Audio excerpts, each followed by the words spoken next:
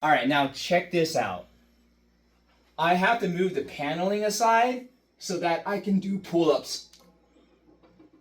Hey, what's going on, YouTube? Coming up on 3 years now, I haven't held a public gym membership because, as you'll remember, almost 4 years ago to the day, public gyms closed, and when they did reopen, everyone had to wear a mask, so the experience obviously wasn't quite the same, so I stopped my memberships. I still believe that public gyms are worth going to for beginners because of the added safety and motivation, whether direct or indirect, from being around others. And even someone at my training level would benefit from going to a public gym. I do miss the gym and all of the benefits associated with it, but I work in information technology, which means telework most of the week. Plus I have a 1-year-old, soon to be a second baby. So working out at home just integrates better with my day-to-day. Also, gyms have a less relative value with how inflated the prices of everything have been over the past few years. Even luxury gyms such as Equinox feel crowded at times. So prices have room to go up a little bit more. Anyways, here's the subset of equipment that I use to maintain my build. We're going to start with a piece of equipment that I'm on the most. This is my Nordic Track 2950 commercial.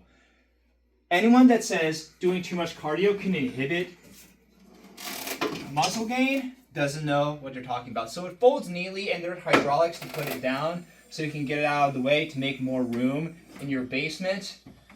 How often am I on this machine? Well, I'm on this a little bit more often during this particular season because I'm training for a 10 mile. How often do you need to do cardio to maintain a build like I do?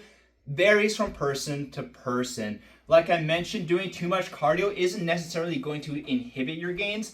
Not eating enough calories for your muscle gain goals will inhibit your gains. So anyways, let's go over to the features. You can, a very popular question is, can you watch Netflix on this beautiful 22-inch display? It is a resounding yes with an asterisk. To actually watch Netflix, you would have to hack your router so that Nordic Track doesn't do any over-the-air updates to reset you from the owner mode that you put yourself into. But for me, I just put Netflix up on a tablet, put it up onto the wall with some 3M clips, and that works well enough for me. So there are some options for you if you want to use the treadmill without iFit. You can go to manual start, and all that will do is you'll be running around staring at a track. It's not very exciting. So yeah, there you go. The one thing about this particular 2950 treadmill, you're paying a lot for the motor. This is a 4 1/4 continuous horsepower motor. It's so quiet. When I'm running full speed, the sound of my feet pounding throughout the rest of the house is louder than the sound of the motor. So it's definitely worth splurging on a treadmill with a strong enough motor. The belt quality is also something that you're paying for. This is a 2-ply belt. The technology, it feels like you don't really even own your technology because of how frequently you have to hack into the owner mode and do factory resets if you actually even want to do a tablet. If you actually want to use the tablet as a tablet and watch Netflix or some of your other content. So yeah, there's also Google Street View that you can run looking at it. I can give a demonstration of Google Street View later. But yeah, like, don't pay the money for iFit, guys. Come on. The benefit of the 4 1/4 continuous horsepower motor is the almost instantaneous changes to treadmill speed and almost instantaneous changes to treadmill elevations. And you see, I'm paying a 6% mortgage on this house because Jerome Powell is that amazing of a Fed chair, so I have to move some of the paneling aside so that my head doesn't hit the ceiling while I'm running. But believe you me, this motor is plenty quiet. You can hear me talking over it as I'm running. If my brother was recording this video upstairs, then you could hear the sound of my feet pounding and running, but not the sound of the motor. And you see, you can entertain yourself without an iPad because I'm looking at Google Street View. This is a completely non-scientific test, but my brother is pounding away at the treadmill. There's the sound of his feet.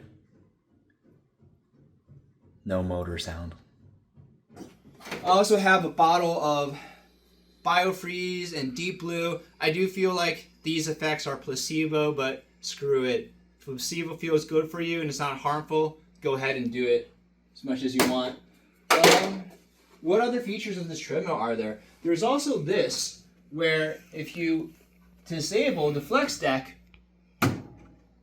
it can be more realistic to road running, because everyone knows treadmill running isn't the same as road running. You can get cardiovascular benefit from running a treadmill, but for actually putting in a competitive racing time, there's nothing replicable as doing it on the road or on a track. What shoes am I running in right now? I'm using the Brooks Beast 2023 edition. I don't like these as much as I like the Brooks Beast 2020, of which I have almost 8 pairs or so, but I need the extreme motion control because of my feet anatomy. So turning off the flex deck requires your ankles to work a little bit extra to stabilize. But anyways, I don't expect anybody to have to buy a commercial treadmill for them, but it's working for me. I like it for the added cardiovascular benefits, and I just like running. This is a finer form bench that I'd ordered off of Amazon. This is reasonably flexible, so with the bench in this position, you can go ahead and do preacher curls if you want. You can also do back extensions off of it, having your stomach on it. And you can do decline sit-ups if you want to, like this. Yeah, there's a finer form bench from Amazon. The dumbbells that I'm using right now are the Nordic Track dumbbells. So there's 2 Nordic Track commercials in this video. So what I like about these adjustable dumbbells is that when you do adjust them, they get smaller. They're adjustable from, I think, 10 to 55 pounds, but you see how they actually get smaller, whereas other adjustable dumbbells will be a fixed maximum size the whole way through. Yeah, these are excellent for conserving space. And some of my favorite workouts are just like really easy dumbbell curls. Alternating dumbbell curls. All right, let's go on to the next part of the video. All right, now check this out. I have to move the paneling aside so that I can do pull-ups.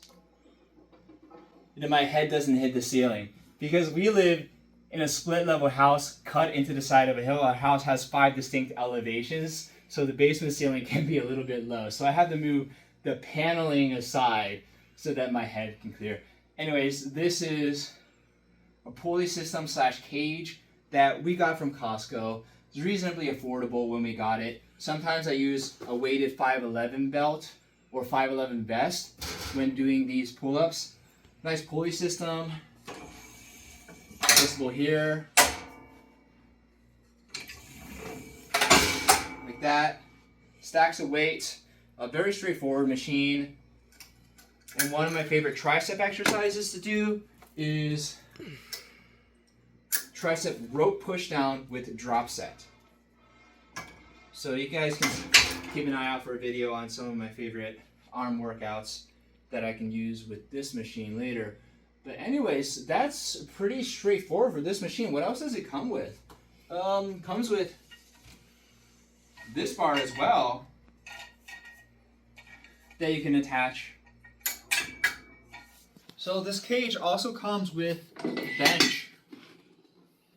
And with this bench, I don't really use it for any of the functions here with the cables, but I put that down just as I'm about to put it back up again. What I like to do often is incline bench hammer curls with the bench. Yeah, This bench that inclines, this bench doesn't, came with the Inspire system. So that's pretty much it for the equipment that I use at this house. This house is the one that I pay a 6% mortgage on. The next video will be showcasing the equipment I use for my heavy days over at my parents' house.